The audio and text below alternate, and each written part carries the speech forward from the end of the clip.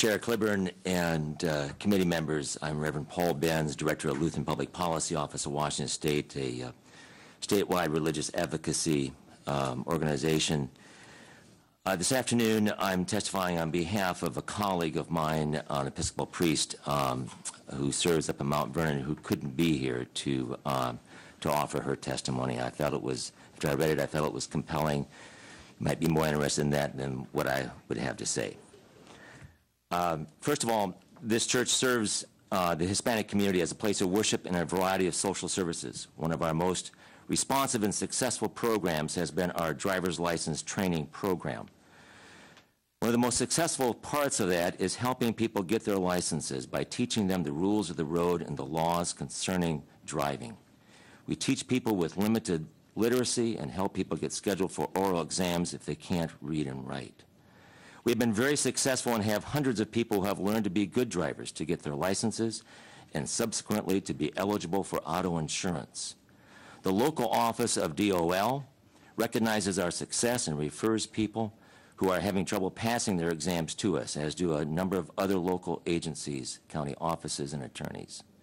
The result is that we have had our classes, with our classes, we have had an increase in people who are good, law-abiding licensed drivers in our county. As employees, they become trusted to drive at their places of work, many of whom are employed at farms in Skagit County. Second, we believe that it is very important to remember that the purpose of a driver's license to us is to prove that someone is capable of driving a car correctly and safely. The purpose of a driver's license should not be verification of citizenship or immigration status. There are other documents issued by the federal government which serve as legitimate proof of immigration status. I'm not willing to risk the safety of my family and my community in order to turn the state of Washington into a branch of the federal government. Many people in our community who are undocumented immigrants have family members who are legal residents or citizens. Their hard work goes to support their family and pursue the American dream, just as have all immigrants before them who helped build this country. Thirdly, in our community of Mount Vernon, police have worked hard over the years to earn the trust of the immigrant communities.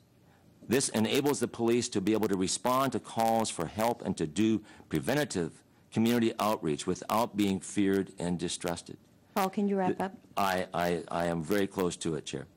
This is so important to keeping our community safe. The safety of the community will be compromised if police have to end up verifying legal immigration by way of a driver's license. I'm also concerned about the requirement when a driver's license... Okay, I'm sorry. It's only fair to the 40 other people who are here. No problem. I'm not trying to be mean. I just want everybody to be heard. I just urge you to oppose this legislation. Thank you. No. Good afternoon, Chair Cliburn and members of the committee. For the record, my name is Sarah Cherin, and I have the honor of, I don't usually testify in this committee, so I'll just brief introduction. I have the honor of representing over 36,000 members of the United Food and Commercial Workers Local 21. We're the largest private sector local in the state. I'll be brief in my comments. We oppose this bill for two reasons.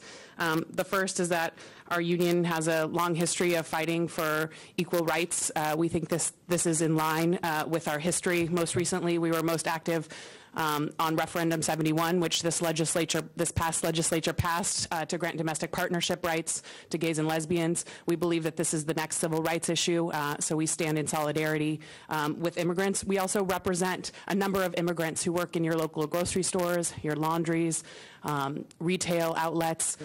These are people who are hardworking, who are taxpayers, who are contributing members of our society, and we think it's important that they deserve the same safety that we have when we drive to work. And really that's all that we're asking for in this bill, is that we protect workers' rights, all workers' rights, to get to work safely and without fear of being caught, but simply all they want to do is make a living, and we understand that and we support that. I just want to correct something before I end about the Seattle Times article that was mentioned, and I encourage you to Google it. I just did in the back of the room.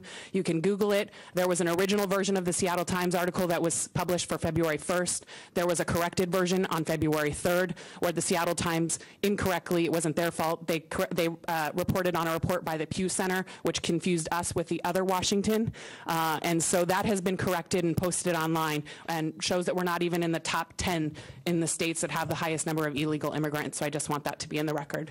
Thank you. Thank you very much.